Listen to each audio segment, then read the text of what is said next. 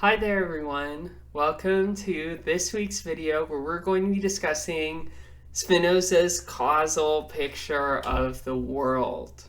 Now that's a little bit of a creative title, but I use this title to really express the way that causation, cause and effect, shows up at various points through Spinoza's philosophical picture that he elaborates in the Ethics, right? It's actually quite complicated, the role that causality plays for his philosophy.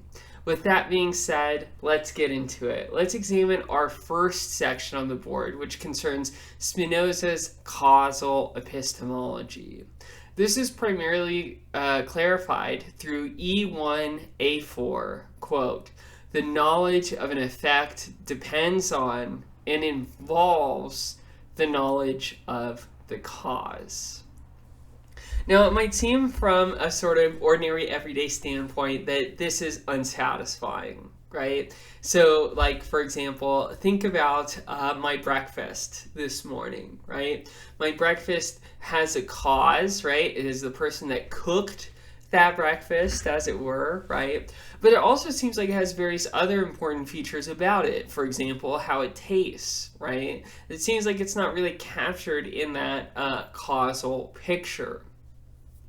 But importantly, Spinoza's conception here is related to his epistemic category of adequacy, right? And so we need to look at not only what caused one of its qualities or features, its cookedness, right? But we need to be able to provide a sufficient causal account for all of its properties, right? To explain why it is in every way that it is, right? So in other words, if I were to give an adequately causal account of my breakfast, that would involve not only who cooked it, but, like, for example, why it tastes exactly the way that it tastes, right? Maybe you have something about capsaicin and chemical interactions and taste buds and so on, right? Those are all part of that causal picture. And then you have something about why it smells the way it does, right? And that's an enormous causal story involving a lot of chemistry, a lot of features of our olfactory system, and so on, right? And so Spinoza's view is that once you can give a robust causal account of all of the properties under consideration, then and only then will you have an adequate idea of that thing, right?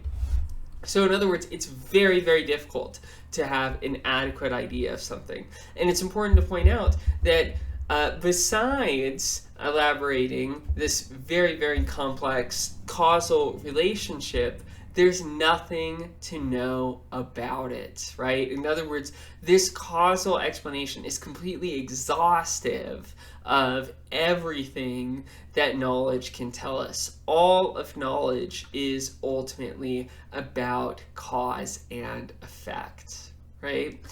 And this also helps explain one aspect of Spinoza's rationalism, namely his commitment to the idea that you can provide a robust causal account of everything there is to know about that thing, right? So there's never any leftover. There's never anything that you could have had knowledge about, but you simply don't, right? Once we've exhausted the causal dimension, we've said all that needs saying. Now, this raises a question addressed in the second part of our board, namely, how are modes caused by substance? Right? So modes are affections or modifications of substance, but in what sense is substance the cause of those modes? Spinoza clarifies this in E1P18, where he says, quote, "God is the immanent, not the transitive cause of things." So to be a transitive cause is to be a cause through something else, right? So in asserting this, Spinoza is saying it's not just that, for example, in the traditional Christian view, where God caused the existence of the world and then various events in the world caused each other, ultimately leading up to whatever event it is that we're considering, right? That would be to consider God as a transitive cause. God causes through him causing various other things. Instead, Spinoza says that God is the immanent cause of things, right? And so, in other words, God is directly causing every single mode, right? Now, we're in danger there of thinking that modes bear no causal relationship whatsoever to each other, right? That if two billiard balls hit each other and collide, right, and bounce off of each other, that it's really God hitting one billiard ball and then God hitting another billiard ball or something like that. No. Spinoza does want to say that modes enter into causal relationships with one another. So it's not as if modes aren't real, and it's not as if modes don't do anything, right? To the contrary, modes offer an important part of the explanation. And the way that Spinoza tries to explain things is like this: that God causes the essence of all things, right? So in other words, you can say that I'm an event within the universe, right? That event wouldn't be possible if there were no universe, right? But the universe alone does not suffice to create me, right? I needed my parents. I needed all of these causal conditions to obtain for me to exist. And in that way, those other modes caused my existence, right? So we have like a double series of causes, right? We have the cause of the essence of a thing, which is always substance, and we have the causes of the existence of things, which are always other modes, right? Other modes form as those limits or conditions under which that thing can begin to exist. Notice, given Spinoza's epistemic concept of adequacy, that if you look at a mode, and even if you have a complete causal picture of that mode with respect to other modes, you still have an inadequate knowledge of it if you can't recognize it as being caused in part by the substance, right? The substance, God, or nature, which it is intrinsically a part of on Spinoza's view. Now let's turn to our third little board here, right? Concerning Spinoza's anti-teleological point of view, right? I think this is best summarized by two passages. The first one is E1P29.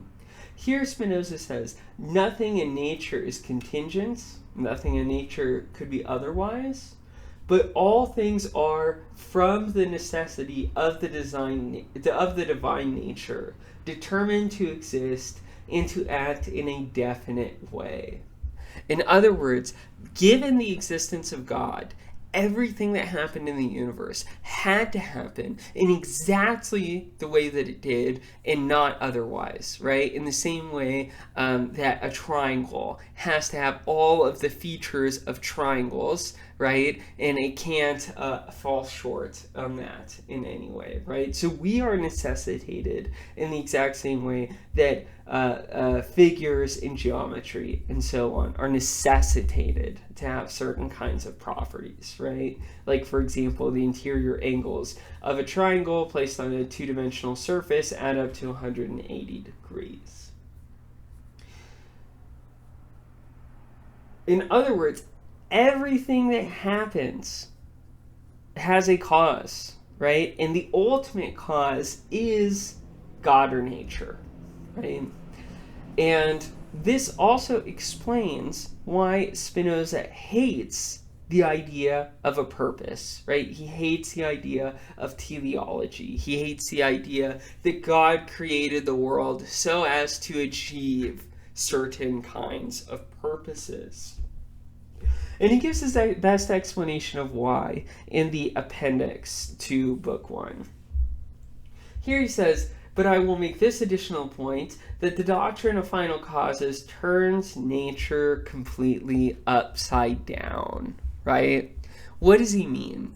Well, imagine a sort of, silly but nevertheless, basically accurate teleological, an accurate depiction of a Christian teleological view, right? So God created trees so as to shade humanity, right? Something like that, right? They might not have said exactly that purpose or whatever, right? But the basic idea is that things in nature were created by God to produce a certain kind of effect, right?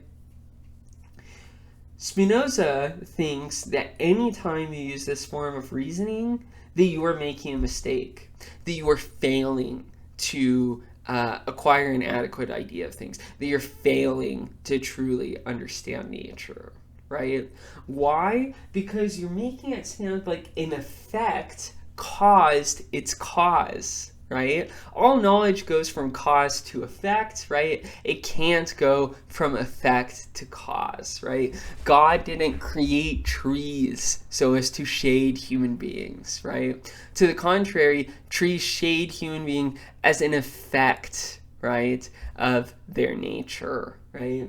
And so we need a robust causal picture of the world, and that causal picture of the world is incompatible fundamentally with a teleological way of thinking, right? We too are ignorant of all of the things that cause us, right? And so we tend to think that we have a free will and that we're desiring to achieve certain kinds of effects, right? But once again, as Spinoza says, this turns nature completely upside down, right? It tries to reason from the effect to the cause, as if the effect caused the cause, right? But for Spinoza, we can already know at the very outset of his philosophical system that that is not going to work. Finally, let's discuss another aspect of Spinoza's view, namely what I will call his dual aspect monism. So Spinoza thinks that there's one substance, but then that substance shows up to us importantly in two different ways, as extension and as thought, right? This is Spinoza's way of basically holding on to Descartes' dualism, right? Descartes distinguished between bodies and minds as classes of finite substances. Spinoza is going to hold on to the distinction between bodies and minds, but as classes of modes, right? Of modifications instead of finite substances. Now we get the sense that minds and bodies are synchronized with each other, right? My mind thinks something and my body moves, right? And that's not an accident, right? And the way that Descartes tried to explain that is he wanted to say that they causally interacted with each other, right? My idea caused that movement in my body and so on, right? Spinoza, to the contrary, is going to say, yes, bodies and minds synchronize, but it's not in virtue of one causing the other, but it's actually because they are two parallel descriptions of the same thing, right? So the same event expresses itself in two ways, right? Two ways that exactly parallel one another. This is Spinoza in E2, P7. Quote, the order and connection of ideas is the same as the order and connection of things. So in other words, bodies enter into a causal nexus with each other, right? This is the physical world. Physical interactions take place between various kinds of physical bodies. And on the other hand, there's causal interactions that take place between ideas, right? One idea causes another idea, which causes a further idea, and so on, right? And so these two series of modes both really exist. They are both fundamentally affections of substance, right? But they show up in essentially different ways. Ways that, importantly, parallel one another, right? The order and connection of one is the same as the order and connection of the other. So that's how Spinoza is going to explain how it is that bodies and minds synchronize with one another. Namely, they synchronize with one another because they're two parallel, distinct expressions of the same one thing. The substance, aka God or nature. I hope that you find this video helpful. I very much look forward to hearing what you think about Spinoza. I'm very sad that this is the end of our Spinoza adventures together, but I'm so excited for next week to start on Leibniz, who is my favorite of all of the philosophers that we will discuss over the course of the semester. So I very, very much look forward to hearing what you think, and I hope that these videos have been helpful in your own Spinozistic meditations. I'll see you next time. Thanks again.